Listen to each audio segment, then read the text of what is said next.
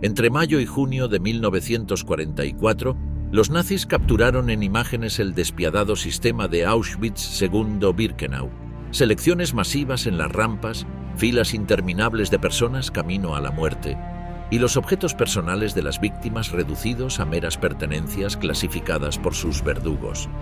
En menos de 5 años, los 3 campos de Auschwitz se convirtieron en un epicentro de barbarie. Más de 1.100.000 personas, incluidos 200.000 niños, perdieron la vida en este lugar.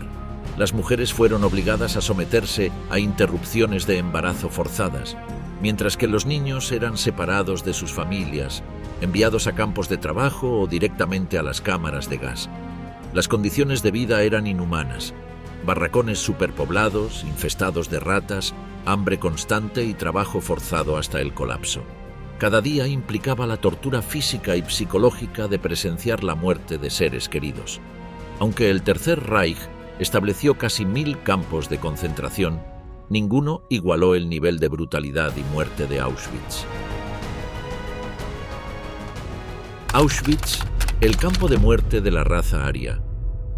El 27 de abril de 1940, el comandante de las SS, Heinrich Himmler, dio la orden de establecer un campo de concentración en la ciudad de Oswiecim, en el sur de Polonia.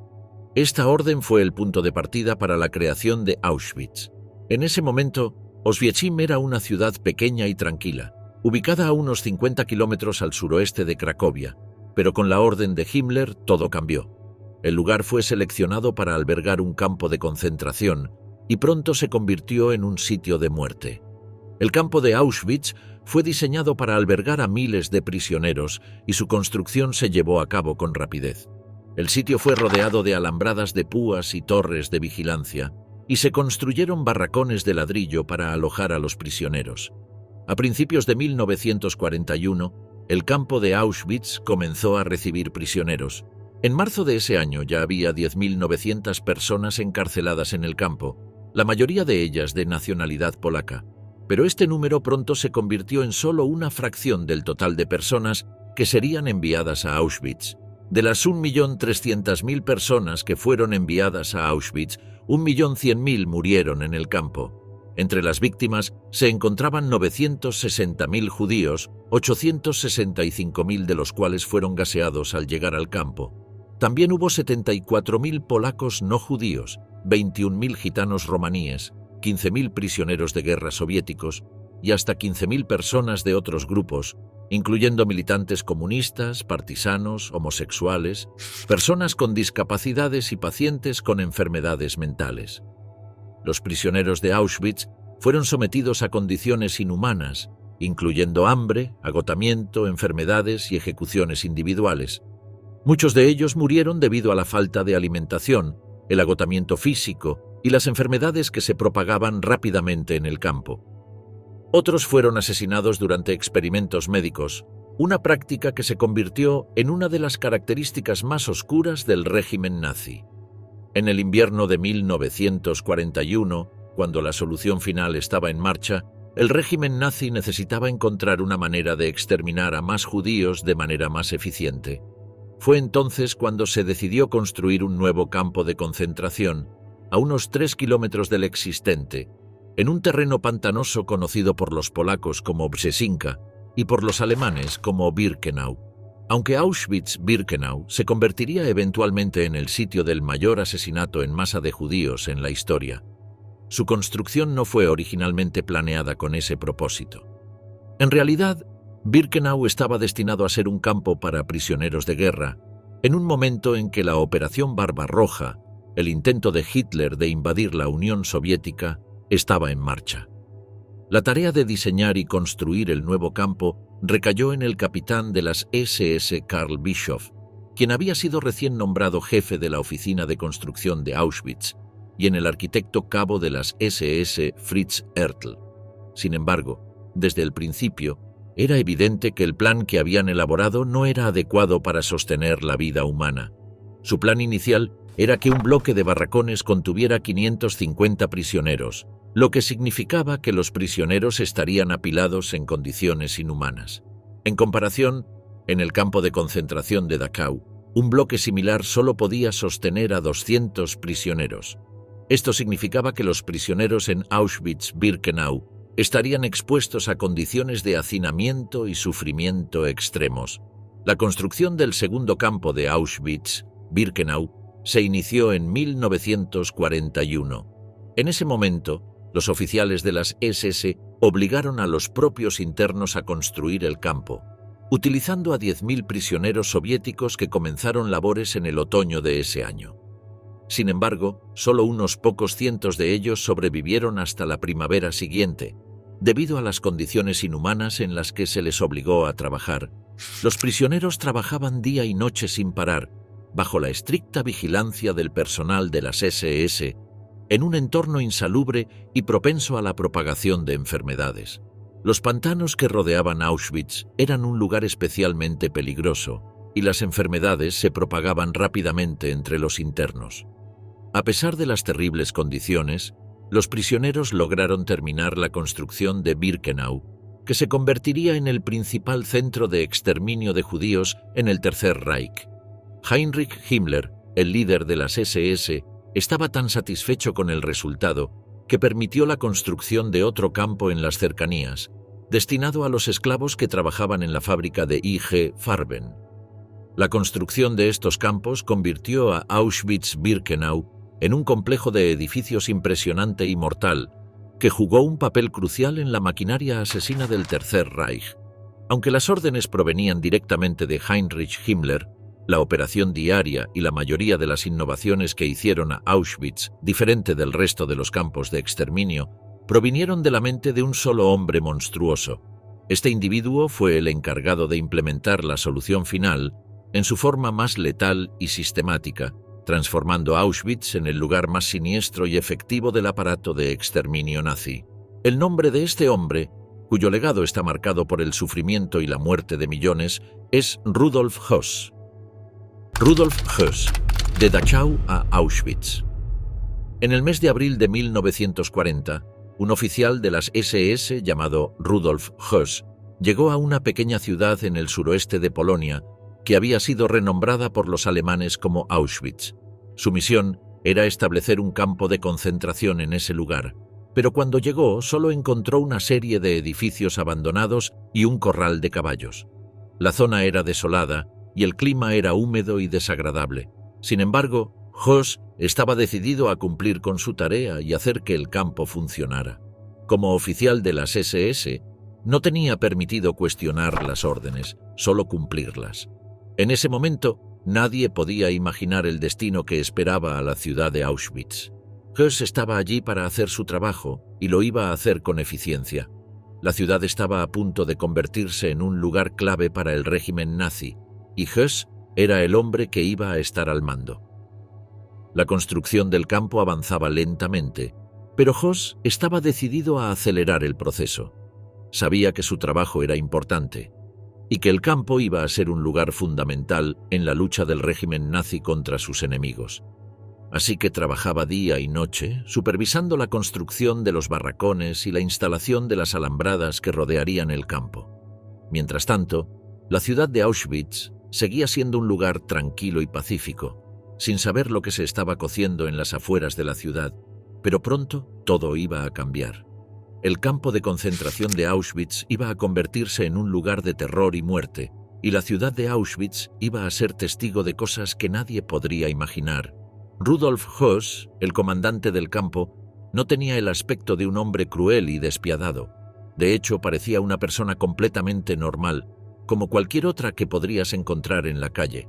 Esto es lo que pensaba el abogado estadounidense Whitney Harris, quien lo interrogó durante los juicios de Nuremberg. Los internos en Auschwitz también compartían esta impresión, describiéndolo como una persona tranquila y controlada. Pero detrás de esta apariencia inofensiva, Höss tenía un pasado marcado por la violencia y el extremismo. Nacido en la Selva Negra en 1900, creció en una familia católica estricta, donde su padre siempre insistía en la obediencia. Esto lo preparó para su futuro servicio en la Primera Guerra Mundial, donde se destacó como uno de los suboficiales más jóvenes del ejército alemán. La derrota de Alemania en la guerra lo dejó con un sentimiento de traición y desilusión. Se sintió abandonado por el gobierno y el ejército alemanes y comenzó a buscar opciones más radicales. Se unió a los paramilitares Freikorps, un grupo de extrema derecha que buscaba contrarrestar la influencia comunista en las fronteras de Alemania, pero su participación en acciones violentas lo llevó a la cárcel. En 1923, asesinó a su antiguo maestro, Walter Kadow, porque Kadow había denunciado a un compañero miembro de los Freikorps. Höss fue sentenciado a 10 años de prisión, pero fue liberado anticipadamente en 1928. A pesar de su pasado oscuro, Höss siempre culpó a una conspiración judía internacional por sus problemas. Esta mentalidad lo llevó a unirse a las SS y a convertirse en uno de los arquitectos del Holocausto. Su historia es un ejemplo aterrador de cómo una persona aparentemente normal puede tener un corazón lleno de odio y una mente dispuesta a cometer atrocidades. Después de su liberación de la prisión en 1928, Rudolf Höss decidió cambiar de rumbo y se unió a una comunidad agrícola. Allí conoció a su futura esposa y se estableció como agricultor. Sin embargo, su vida tomó un giro dramático en 1934, cuando Heinrich Himmler, el jefe de policía de Hitler, lo invitó a unirse a las SS como miembro de tiempo completo. Höss había sido miembro del partido nazi desde 1922 y conocía a Himmler desde hacía algún tiempo, por lo que aceptó la invitación sin dudarlo. En noviembre de 1934, llegó a Dachau, en Baviera, para comenzar su servicio como guardia de campo de concentración. En ese momento, los campos de concentración eran lugares de reclusión temporal y castigo, pero no se concebían como campos de exterminio. Sin embargo, Höss pronto se encontraría en el centro de la maquinaria de exterminio nazi. La experiencia de Rudolf Höss en Dachau fue crucial en su formación y carrera. El régimen en Dachau era conocido por su brutalidad y su objetivo era quebrar la voluntad de los prisioneros. Allí, Höss aprendió a canalizar la violencia y el odio que los nazis sentían hacia sus enemigos en sistemas y orden. La vida en Dachau era un infierno, donde los prisioneros eran sometidos a todo tipo de abusos y torturas. Los guardias eran brutales y disfrutaban infligiendo dolor y sufrimiento a los prisioneros. La violencia física era común, y los prisioneros podían ser asesinados a sangre fría por los guardias u otros internos. Sin embargo, lo que realmente hacía que Dachau fuera un lugar tan aterrador no era solo el abuso físico, sino la tortura mental. Los prisioneros eran sometidos a una serie de juegos psicológicos y manipulaciones que les hacían sentir que estaban perdiendo la cordura. Los guardias jugaban con la mente de los prisioneros, haciéndolos creer que estaban a punto de ser liberados, solo para decepcionarlos y hacerles sentir que estaban condenados a pasar el resto de sus vidas en el campo. La experiencia de Höss en Dachau lo preparó para su futuro papel en la maquinaria de exterminio nazi. La vida en este campo fue un infierno, pero también fue una escuela para Höss, donde aprendió a convertirse en un instrumento de la muerte y la destrucción. En el campo, los prisioneros estaban sometidos a un régimen de disciplina y control extremadamente estricto. Se les exigía que mantuvieran sus barracones y ropa en un estado de absoluta limpieza y orden, y cualquier infracción, por mínima que fuera, podía ser castigada con severidad. Las inspecciones regulares de los guardias de las SS eran una fuente de terror para los prisioneros, ya que cualquier error o descuido podía ser utilizado como pretexto para castigarlos. Los guardias podían incluso inventar infracciones para justificar sus castigos, lo que creaba un clima de miedo y ansiedad entre los prisioneros. Además, el sistema de capos, que se introdujo en Dachau y luego se extendió a otros campos de concentración, permitía que los prisioneros se vigilaran y controlaran entre sí.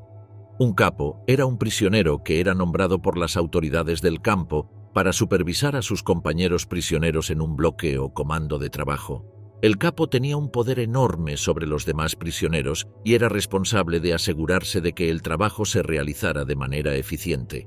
Sin embargo, este poder también lo convertía en un objetivo para los demás prisioneros, que lo veían como un instrumento de la opresión nazi.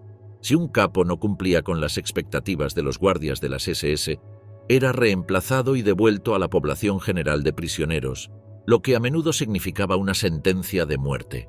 En 1936, Rudolf Höss fue ascendido a teniente y transferido al campo de concentración de Sachsenhausen, donde continuó trabajando en la administración del campo y perfeccionando sus habilidades como guardia. Mientras tanto, la situación en Europa estaba cambiando rápidamente. En 1939, Alemania invadió Polonia, lo que desencadenó la Segunda Guerra Mundial. La Unión Soviética también invadió Polonia desde el este, y el país se dividió en dos zonas de ocupación. En este contexto, Höss fue nombrado comandante del nuevo campo de concentración en Auschwitz, en la zona de ocupación alemana. Su tarea era crear un campo de concentración modelo que sirviera como ejemplo para otros campos en Europa. Auschwitz se encontraba en una zona estratégica, cerca de la ciudad de Cracovia, en el sur de Polonia. El campo se estableció en un terreno que había sido utilizado anteriormente como cuartel militar y se comenzó a construir en abril de 1940. Höss se puso a trabajar de inmediato, supervisando la construcción del campo y la llegada de los primeros prisioneros. Su objetivo era crear un campo de concentración que fuera eficiente y letal, capaz de manejar a miles de prisioneros y llevar a cabo las políticas de exterminio del régimen nazi. En los meses siguientes, Auschwitz se convirtió en un lugar de terror y muerte, donde los prisioneros eran sometidos a condiciones brutales y eran obligados a trabajar en condiciones de esclavitud. Höss se convirtió en el principal responsable de la administración del campo, y su nombre se asoció con la brutalidad y la crueldad que se ejercían allí. El inicio del terror. Bloque 11. En junio de 1940, un grupo de 30 prisioneros alemanes llegó a Auschwitz, con la misión de construir el campo de concentración desde cero. Estos hombres, que habían sido transferidos desde el campo de concentración de Sachsenhausen, se enfrentaron a una tarea monumental: construir un campo de concentración sin herramientas ni materiales adecuados. La situación era desesperada. Los prisioneros tenían que cargar pesadas piedras y materiales de construcción sin la ayuda de maquinaria, y si no trabajaban lo suficientemente rápido, eran golpeados por los guardias de las SS. A pesar de la falta de recursos, las SS insistieron en que el trabajo se realizara lo más rápido posible, sin importar el costo humano. En su afán por cumplir con el plazo, los nazis recurrieron a una solución brutal: el saqueo de las casas cercanas. Los prisioneros fueron enviados a demoler las casas de las familias polacas, y se les ordenó que tomaran los materiales de construcción necesarios. Ladrillos, tablas, madera y otros materiales fueron sacados de las casas demolidas y utilizados para construir el campo de concentración. Mientras tanto, los primeros prisioneros polacos comenzaron a llegar a Auschwitz y se enfrentaron a un régimen de trabajo forzado y maltrato. Los alemanes étnicos que habían llegado primero se convirtieron en los primeros capos, o líderes de los prisioneros, y actuaron como intermediarios entre las SS y los prisioneros polacos. A medida que pasaban los días, el campo de concentración de Auschwitz comenzó a tomar forma. Los prisioneros trabajaban día y noche para construir los barracones, las alambradas y las torres de vigilancia. El campo se estaba convirtiendo en un lugar de encierro y tortura, donde los prisioneros eran sometidos a condiciones inhumanas y eran obligados a trabajar hasta la muerte. Auschwitz experimentó un cambio significativo. La visita de Oswald Pohl, jefe de la administración principal y oficina económica de las SS, marcó el comienzo de una nueva etapa para el campo. Pohl ordenó a Höss que aumentara la capacidad del campo, lo que significaba que Auschwitz se convertiría en un lugar aún más importante para el régimen nazi. La idea de Himmler era crear una economía autónoma para el Estado nazi, y los campos de concentración como Auschwitz serían clave para lograrlo. El campo se utilizaría para proporcionar materias primas, como granito, para la construcción de edificios monumentales como la Cancillería del Reich de Hitler en Berlín. En este contexto, se construyó el Bloque 11, un edificio que se convirtió en un lugar de terror y tortura dentro del campo. Aunque desde el exterior parecía un edificio más de ladrillo rojo, su propósito era sombrío y único. Los prisioneros que entraban en el Bloque 11 eran sometidos a torturas y asesinatos, y se utilizaban métodos como colgarlos de las vigas del techo o sostener sus cabezas en la estufa de calefacción para extraer testimonios. La existencia del Bloque 11 era un recordatorio de la brutalidad y la crueldad del régimen nazi y de la forma en que los campos de concentración como Auschwitz se estaban convirtiendo en instrumentos de terror y opresión. Los prisioneros que sobrevivían a las sesiones de tortura en el bloque 11 regresaban a sus barracones con heridas físicas y emocionales, y algunos perdían la vista para siempre. En el bloque 11, el teniente segundo de las SS, Max Grabner, ejercía un control absoluto sobre la vida y la muerte de los prisioneros. Con un pasado como pastor de vacas, Grabner había cambiado drásticamente su vida al unirse a las SS, y ahora tenía la autoridad para decidir quién viviría y quién moriría en su bloque. Nacido en 1905 en Viena, Austria, Grabner creció en una familia humilde y se unió a las SS en 1938. Su ascenso al poder fue rápido y pronto se convirtió en uno de los hombres más temidos en Auschwitz. Cada semana, Grabner revisaba los informes penales de los prisioneros y tomaba decisiones sobre quién sería castigado o ejecutado. Los prisioneros condenados a muerte eran llevados a un patio aislado, donde eran asesinados de manera brutal. El patio estaba rodeado por un muro de ladrillo que impedía que los demás prisioneros vieran lo que sucedía allí. Los condenados a muerte eran llevados a la pared de ladrillo más lejos de la entrada del bloque, donde un verdugo de las SS les disparaba en la cabeza con un arma de pequeño calibre. Grabner era un hombre despiadado y sin escrúpulos, que disfrutaba del poder que tenía sobre los prisioneros. Su decisión de vida o muerte era arbitraria, y los prisioneros que eran condenados a muerte por él eran llevados a su ejecución sin ninguna forma de apelación. El bloque 11 era un lugar de terror y muerte, donde los prisioneros eran sometidos a torturas y ejecuciones. La presencia de Grabner y su equipo de verdugos hacían que el bloque fuera un lugar de miedo y terror, donde los prisioneros vivían con la constante amenaza de ser castigados o ejecutados. Sobreviviendo en días difíciles. En un plazo de apenas 2 años, la situación en Auschwitz se había vuelto aún más desesperada. De los 20.000 polacos que inicialmente habían sido enviados al campo, más de la mitad ya no estaban vivos. Esta tasa de mortalidad alarmante había convertido a Auschwitz en un lugar de terror y miedo, donde cualquier prisionero del Tercer Reich temblaba al escuchar su nombre. La llegada a Auschwitz era un proceso aterrador. Los prisioneros eran enviados directamente a las cámaras de gas o a un centro de recepción cercano a la puerta de entrada. Allí, eran sometidos a un proceso de identificación y clasificación, que incluía el tatuaje de un número de prisión en su cuerpo. Los prisioneros de guerra soviéticos fueron los primeros en recibir este trato, y Auschwitz fue el único campo de concentración donde se tatuaba a los prisioneros de esta manera. El proceso de tatuaje era doloroso y humillante. Inicialmente los tatuajes se perforaban en el pecho con agujas largas y la herida resultante se rellenaba con tinta. Esto permitía una identificación rápida y fácil, especialmente cuando se encontraban muertos en el campo. Los prisioneros también recibían un uniforme de prisión a rayas y un triángulo de color que debían coser al uniforme. El color del triángulo indicaba la categoría del prisionero, y los judíos eran identificados por una estrella de David amarilla. La clasificación de los prisioneros era estricta y arbitraria. Los criminales recibían triángulos morados o verdes, dependiendo de la gravedad de sus delitos. Los prisioneros políticos llevaban un triángulo rojo, mientras que los gitanos y los homosexuales eran identificados con triángulos marrones y rosas, respectivamente. Los testigos de Jehová y los llamados asociales llevaban triángulos negros. Esta clasificación era solo el comienzo de un proceso de humillación y degradación que los prisioneros sufrirían en Auschwitz. Una vez que los prisioneros habían sido identificados y equipados con su uniforme, eran enviados a sus barracones, donde comenzaba la lucha por la supervivencia. La búsqueda de una cama era un desafío diario, ya que las camas libres eran escasas y solo estaban disponibles porque sus anteriores ocupantes habían fallecido. La mayoría de los prisioneros se veían obligados a dormir en un montón de paja en el frío suelo de piedra, sin ninguna comodidad ni descanso. Cada noche, los prisioneros debían presentarse en el patio para el pase de lista, un ritual que se convirtió en un momento de gran tensión y miedo. Era en este momento cuando se decidía el destino de algunos de ellos.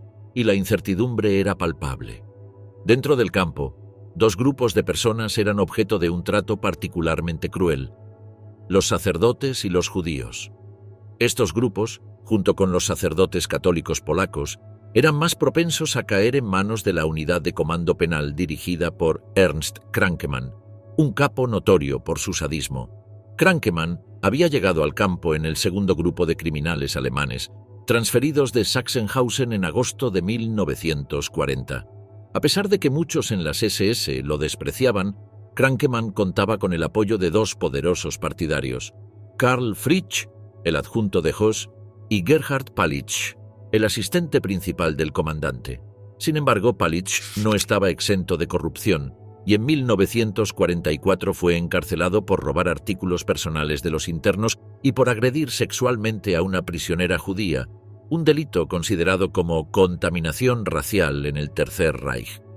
La corrupción y la brutalidad eran endémicas en el campo, y los prisioneros vivían en un estado de constante miedo y terror. Krankemann, un capo en el campo de concentración, era conocido por su crueldad y su tamaño impresionante. Se sentaba rutinariamente sobre el arnés de un rodillo gigante que se utilizaba para aplanar el cuadrado de pase de lista en el centro del campo. Debido a que el rodillo era muy pesado, se necesitaban alrededor de 20 personas para tirarlo, y Krankemann se aseguraba de que lo hicieran lo más rápido posible.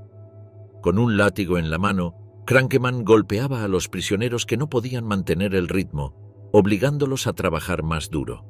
Una noche, uno de los prisioneros colapsó de rodillas y no pudo levantarse para seguir tirando del rodillo. En ese momento, Krankemann ordenó al resto del comando penal que tiraran del rodillo gigante sobre su compañero postrado. Las SS fomentaban este tipo de brutalidad y recompensaban a Krankemann y otros capos con premios como una porción adicional de sopa, que era un lujo en el campo, o un trozo de pan más grande que el que se les daba a los prisioneros comunes. También recibían cigarrillos, que eran una mercancía valiosa en el campo y se podían usar para comprar favores o protección. Algunos capos incluso recibían ropa y calzado mejor que el que se les daba a los prisioneros comunes, lo que les daba una apariencia de autoridad y poder. Estas recompensas eran un incentivo para que los capos como Krankemann continuaran ejerciendo su brutalidad y mantuvieran el control sobre los prisioneros. El crimen de I.G. Farben, la producción de Zyklon B. En el transcurso de la guerra, los líderes de las SS y los capos no fueron los únicos responsables de la brutalidad que se desató en los campos. Detrás de escena, había empresarios y ejecutivos que también jugaban un papel importante en la maquinaria de la opresión. En mayo de 1941, el doctor Otto Ambros, un alto ejecutivo de la empresa química I.G. Farben, comenzó a buscar un lugar adecuado para construir una fábrica de caucho sintético en el este. La guerra había tomado un giro inesperado y los planes originales de los nazis para transportar a los judíos a África después de la guerra ya no parecían viables. Hasta hacía poco, Himmler había planeado deportar a todos los judíos a África una vez que la guerra terminara, que se esperaba que fuera en cuestión de meses. Pero la realidad era diferente. La guerra se estaba prolongando, y los nazis se dieron cuenta de que necesitaban encontrar formas de producir materiales esenciales como el caucho y el combustible dentro del Reich. I.G. Farben había asumido que, después de la guerra, podrían obtener materias primas de las colonias recién conquistadas. Pero con la guerra lejos de terminar, los planificadores alemanes tuvieron que adaptarse a la nueva realidad. La negativa de Churchill a rendirse y la victoria de la Real Fuerza Aérea en la Batalla de Inglaterra habían cambiado el curso de la guerra. Los nazis, conocidos por su ambición y optimismo, se vieron obligados a reaccionar ante lo inesperado. Su falta de planificación y previsión, combinada con la fuerza de sus enemigos, los llevó a enfrentar problemas que no habían anticipado. La guerra se estaba convirtiendo en un desafío mucho mayor de lo que habían imaginado, y los empresarios, como el doctor Ambros, tuvieron que encontrar formas de contribuir al esfuerzo bélico. La empresa química I.G. Farben comenzó a replantear sus planes de expansión, que habían sido puestos en espera debido a la expectativa de un fin rápido de la guerra. Aunque no era una empresa estatal, I.G. Farben mantenía una estrecha relación con el liderazgo nazi y estaba dispuesta a colaborar con sus planes. El plan cuatrienal de los nazis había establecido la construcción de una planta de caucho sintético, conocida como Buna, en el este. Después de una larga discusión, IG Farben decidió construir la planta en Silesia, una región que incluía el área donde se encontraba el campo de Auschwitz. La producción de caucho sintético requería carbón, que se sometía a un proceso de hidrogenación a alta temperatura. Sin embargo, para que la planta funcionara, era necesario tener acceso a materias primas esenciales como cal, agua y, sobre todo, carbón. Además, IG Farben exigía que el sitio elegido tuviera una infraestructura de transporte y vivienda desarrollada. Otto Ambros, un ejecutivo de IG Farben, había estado estudiando mapas y planes en busca de un sitio adecuado para la nueva planta de Buna. Finalmente creyó haber encontrado el lugar perfecto a unos 5 kilómetros al este del campo de Auschwitz. Sin embargo, en un principio, la proximidad del campo de concentración no fue un factor determinante en la decisión de ubicar la fábrica en el área. En ese momento, IG Farben estaba más interesada en contratar a alemanes étnicos que llegaban como trabajadores que en depender exclusivamente de mano de obra esclava. Pero la mayoría de los trabajadores alemanes aptos estaban siendo enviados a los campos de batalla, y pocos quedaban disponibles para trabajar en las fábricas. Fue entonces cuando Otto Ambros comenzó a considerar la posibilidad de utilizar la mano de obra gratuita que estaba disponible en el campo de Auschwitz. La empresa IG Farben había estado buscando una oportunidad para expandirse y aumentar su producción de caucho sintético. Después de considerar varios sitios, decidieron establecer una planta en el área de Auschwitz, en Polonia. Esto cambió por completo la historia del campo, ya que pasó de ser un lugar de detención relativamente pequeño a un centro importante para la producción de materiales esenciales para el esfuerzo bélico alemán. Himmler visitó Auschwitz y anunció que el campo se expandiría para albergar a 30.000 internos, en lugar de los 10.000 que había inicialmente. Sin embargo, Höss, el comandante del campo, expresó sus preocupaciones sobre la falta de materiales y recursos para llevar a cabo la expansión. Himmler respondió ofreciendo un trato. Si IG Farben ayudaba a construir barracones y proporcionaba materiales, Auschwitz podría proporcionar trabajadores para la planta, pero la participación de IG Farben en Auschwitz fue mucho más profunda de lo que inicialmente se pensaba. La empresa no solo proporcionó materiales y ayudó a construir barracones, sino que también produjo un gas letal llamado Zyklon B. Este gas fue utilizado en varios campos de concentración, incluyendo Auschwitz, para matar a grandes grupos de prisioneros en cuestión de minutos.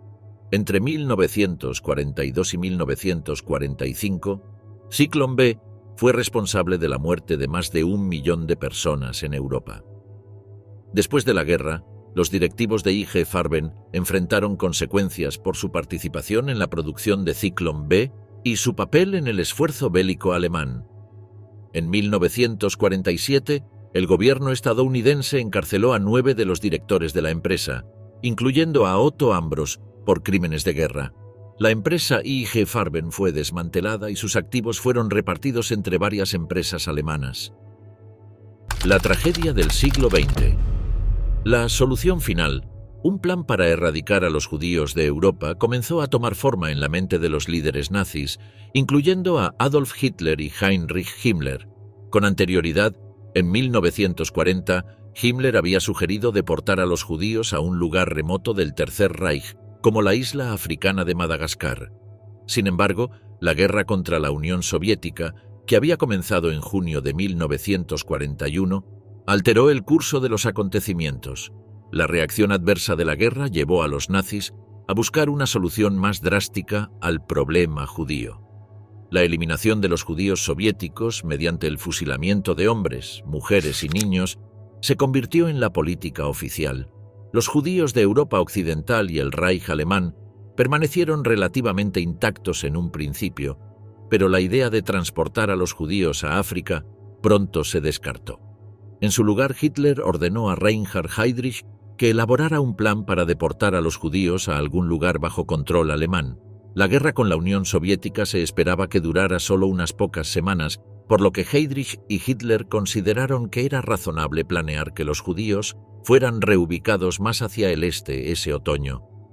A pesar de eso, la guerra se prolongó y la solución final se convirtió en una política de exterminio en masa. La decisión de eliminar a mujeres y niños en el este se consideró una medida necesaria para resolver un problema específico. Sin embargo, esta medida tendría consecuencias inesperadas y llevaría al desarrollo de nuevos métodos de asesinato. Un desafío significativo que enfrentaban los oficiales de las SS era la dificultad emocional de disparar a mujeres y niños a quemarropa. Himmler, consciente de este problema, ordenó buscar un método de asesinato que minimizara el impacto psicológico en sus hombres. En un intento de mejorar el proceso de asesinato, los nazis experimentaron con diferentes métodos, incluyendo la explosión de víctimas. Pero aún así, pronto se dieron cuenta de que este método no era viable. El programa de eutanasia para adultos había utilizado con éxito monóxido de carbono envasado como método de asesinato, pero transportar grandes cantidades de estos cilindros a largas distancias era impráctico. Fue entonces cuando Rudolf Höss se enteró de la existencia de un gas llamado Zyklon B, que se utilizaba para matar insectos en los alrededores de Auschwitz. Höss razonó que si este gas era efectivo para matar piojos, podría ser utilizado para matar a seres humanos. El bloque 11, un lugar de ejecución dentro del campo, parecía el lugar ideal para realizar un experimento con este gas. Con la planta de producción de IG Farben construyéndose a solo 5 kilómetros de Auschwitz, Höss sabía que podría obtener todo el gas que necesitara en un plazo muy corto. Así se dispuso a cumplir las órdenes de Hitler y a llevar a cabo el experimento con Zyklon B. Este gas se convertiría en un instrumento clave en la implementación de la solución final, un plan que tendría consecuencias devastadoras para millones de personas. El infierno de las cámaras de gas. Los nazis habían estado experimentando con diferentes métodos para eliminar a aquellos que consideraban indeseables. Antes de que el Zyklon B se convirtiera en el método preferido, se habían utilizado inyecciones químicas para asesinar a los discapacitados. Sin embargo, pronto se cambió a un método más eficiente, el monóxido de carbono embotellado. Se construyeron cámaras de gas especiales, disfrazadas de salas de duchas, en centros de exterminio ubicados en antiguos hospitales psiquiátricos.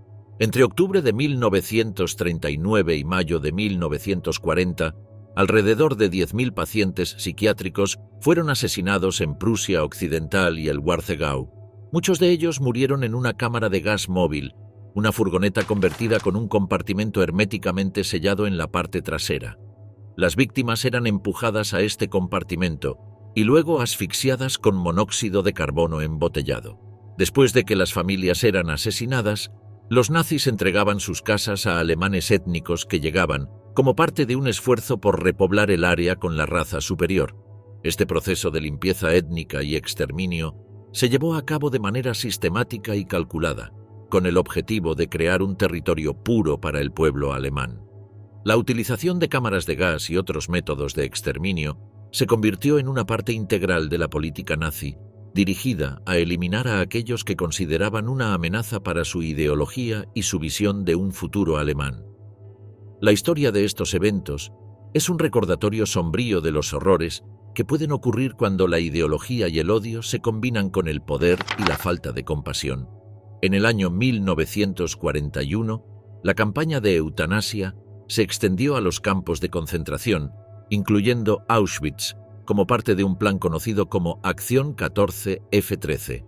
El 28 de julio, se anunció durante el pase de lista vespertino que los internos enfermos podrían recibir atención médica en un hospital. Algunos prisioneros se sintieron aliviados al pensar que finalmente recibirían ayuda, pero otros desconfiaron de la oferta. Un grupo de alrededor de 500 internos enfermos, algunos de los cuales se habían ofrecido voluntarios, fue sacado del campo y llevado a un tren que los esperaba. Sin embargo, en lugar de recibir atención médica, fueron transportados a un hospital psiquiátrico convertido en Sonnenstein, cerca de Danzig, donde fueron asesinados en una cámara de gas. Este fue el primer caso de prisioneros de Auschwitz que fueron gaseados, pero no ocurrió dentro del campo. En su lugar fueron transportados a Alemania para ser asesinados. La razón para su asesinato no fue su condición de judíos, sino que ya no podían trabajar.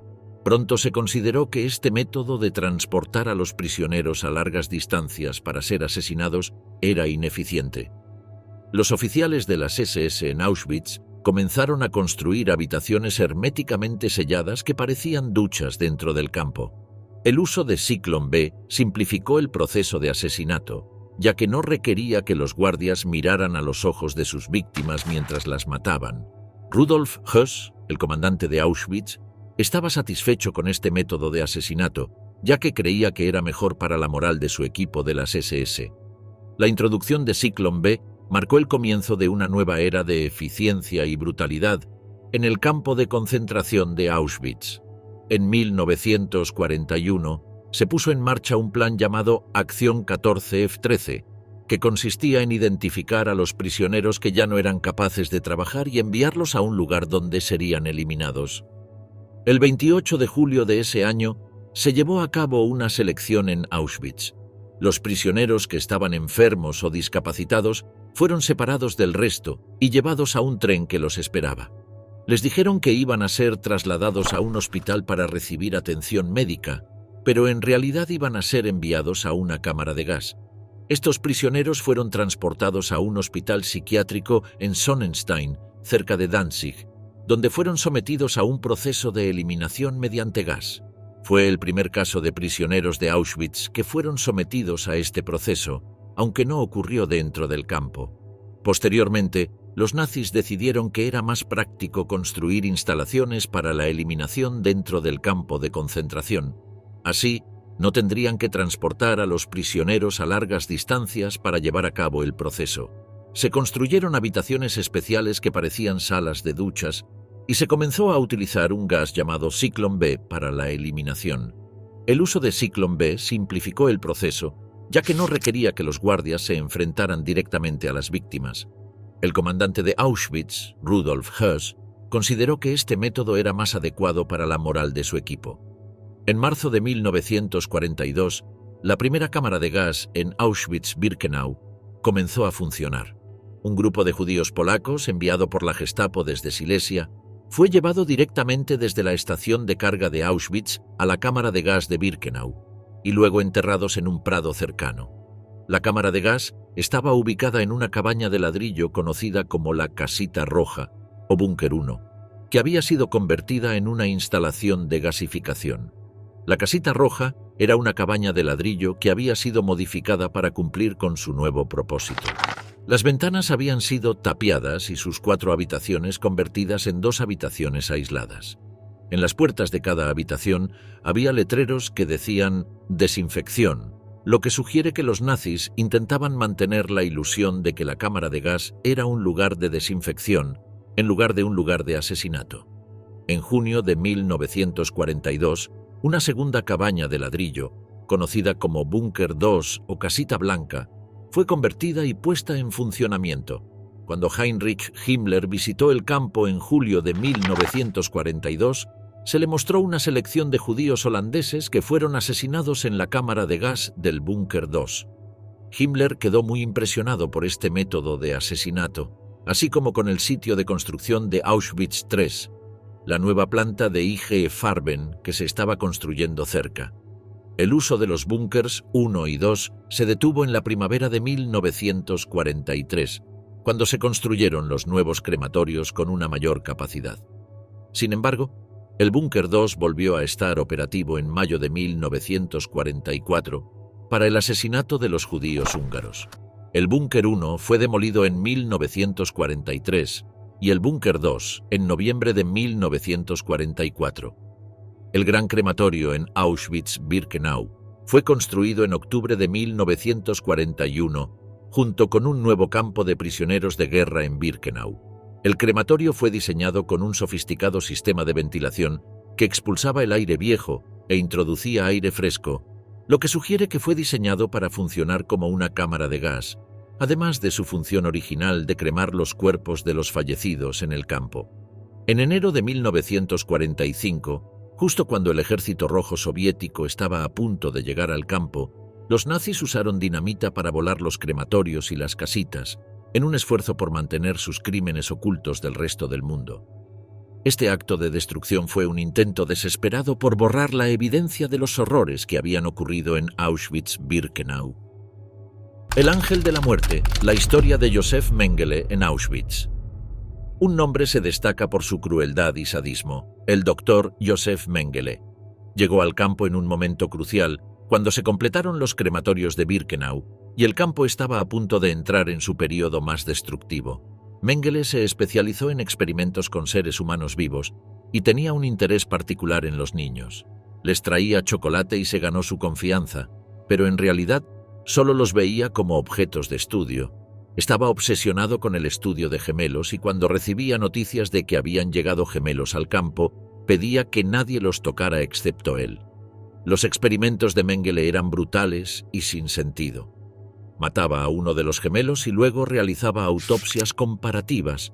También experimentaba con enanos y personas con enfermedades como la noma. La mayoría de sus sujetos de prueba morían durante los experimentos o quedaban desfigurados. Antes de Auschwitz, Mengele era un héroe de guerra y un médico respetado, pero en el campo se convirtió en un monstruo. Después de la guerra, escapó a Brasil, donde continuó sus experimentos genéticos en secreto. Murió en 1979 sin haber sido juzgado por sus crímenes. El legado de Mengele es uno de horror y sadismo. Su nombre se ha convertido en sinónimo de Auschwitz y de la crueldad humana. El 27 de enero, los soldados del Ejército Rojo llegaron al complejo de Auschwitz y encontraron a unos 7.000 prisioneros vivos, la mayoría de ellos en condiciones deplorables. Los prisioneros que quedaron en los campos eran los que estaban en peores condiciones, mientras que los otros 65.000 prisioneros que los alemanes consideraban aptos fueron sacados de los campos y obligados a marchar hacia el oeste a pie. La Marcha de la Muerte, como se conoció, fue una de las experiencias más terribles que sufrieron los prisioneros. Fue peor que las selecciones constantes, peor que la dieta de inanición en los campos, peor que las chozas infestadas de enfermedades y heladas en las que vivían. Los prisioneros fueron sacados a golpes del campo, vestidos con delgadas ropas de prisión que ofrecían una protección totalmente inadecuada contra la nieve y el viento helado de un invierno polaco. Los soldados rusos que llegaron a Auschwitz se quedaron impactados por el trato que los nazis dieron a los prisioneros. Los soldados soviéticos describieron lo que encontraron en los barracones sucios como esqueletos vivientes. Incluso tenían miedo de tocarlos, pensando que podrían matarlos por error. Las fuerzas liberadoras, asistidas por la Cruz Roja Polaca, intentaron ayudar a los sobrevivientes organizando atención médica y alimentos. Los hospitales del Ejército Rojo atendieron a 4.500 sobrevivientes y se tomaron fotografías y se realizaron películas para documentar el campo. Sin embargo, la mayoría de los sobrevivientes estaban demasiado débiles para ser trasladados y tuvieron que ser tratados en el lugar. Mientras tanto, decenas de miles de prisioneros marchaban hacia Dachau y Loslau en las peores condiciones imaginables. La Marcha de la Muerte fue una de las experiencias más terribles que sufrieron los prisioneros. Se registraron temperaturas de menos 20 grados centígrados y algunos residentes de Alta Silesia intentaron ayudar a los prisioneros en marcha. Sin embargo, muchos de los que intentaron escapar fueron disparados por la espalda. La fecha de la liberación de Auschwitz es reconocida por las Naciones Unidas y la Unión Europea como el Día Internacional de Conmemoración del Holocausto. Se celebran memoriales cada año el 27 de enero para recordar a las víctimas del Holocausto y honrar su memoria. Este relato muestra la atrocidad y el horror del Holocausto, donde millones de personas, incluyendo judíos, polacos, gitanos y otros, fueron sometidos a condiciones inhumanas y asesinados en masa. La eficiencia y la brutalidad de los nazis en la implementación de la solución final son evidentes en la construcción de cámaras de gas y la utilización de Zyklon B. La historia de Josef Mengele, el ángel de la muerte, es un ejemplo de la crueldad y el sadismo que prevalecieron en el campo. La liberación de Auschwitz el 27 de enero de 1945 por el Ejército Rojo Soviético puso fin a los sufrimientos de los prisioneros, pero la memoria de las víctimas debe ser recordada y honrada.